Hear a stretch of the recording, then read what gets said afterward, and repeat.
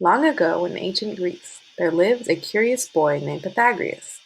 Pythagoras just couldn't help poking his nose into places. Sometimes his curiosity got him in trouble, but sometimes it paid off. One day, Pythagoras sat in the shade of an old olive tree. He could see the harbor and the sparkling blue sea around the island where he lived. Nearby, two workmen were building a temple.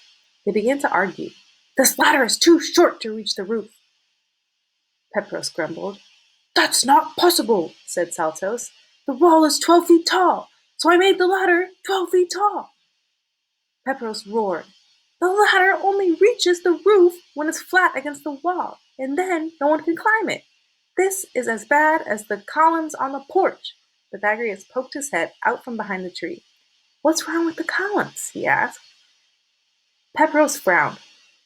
"It's that pesky Pythagoras again. Stop bothering us! At this rate, we'll never finish the temple." As the workmen argued, Pythagoras crept around to the other side of the building. 4 columns stood on the crooked bases. Some columns leaned to the left, others tilted to the right. "These columns will never hold up the roof," Pythagoras said to himself. "I wish there was something I could do to help." Still thinking about the problem, he ran home for dinner. When he got home, his father was talking about his ship. "I sailed to Crete with a shipload of tiles, but Lepus and Boundus got there before me. With their fast new ship, they will take away all my customers."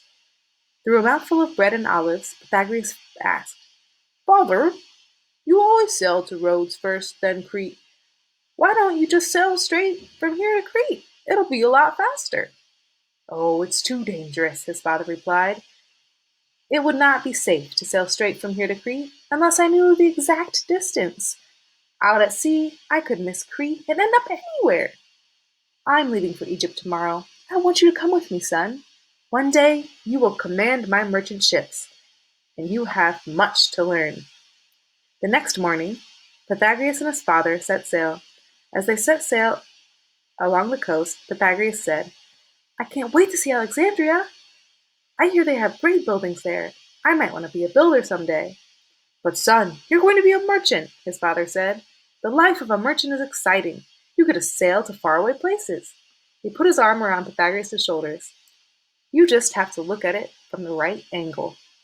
Soon they were sailing into the port of Alexandria, the capital city of Egypt. Pythagoras marveled at the great lighthouse that stood proudly against the sky. "Saltos and Pepros should see this," he exclaimed. At the dock, a man greeted them. "I am the builder, never hepper here's keeper, but people call me Neph. I am here for the tiles." Pythagoras was excited to meet a real builder. "Have you ever built anything?" he asked. Neph nodded. "As a matter of fact, I helped build the lighthouse." "Did you get the base? How did you get the base so straight?" Pythagoras asked, thinking of crooked columns back at home. "You must be a master builder." Neph smiled and stuck out his chest. "The secret is a special rope that's been used by my family for ages." "You use a knotted rope to cut stone?" Pythagoras asked. Neph laughed. "Ha, my dear boy, this rope does not cut stone. I just use the rope to make a special triangle. I call it a right triangle because it helps me get nice square corner that's exactly the right angle for cutting stone."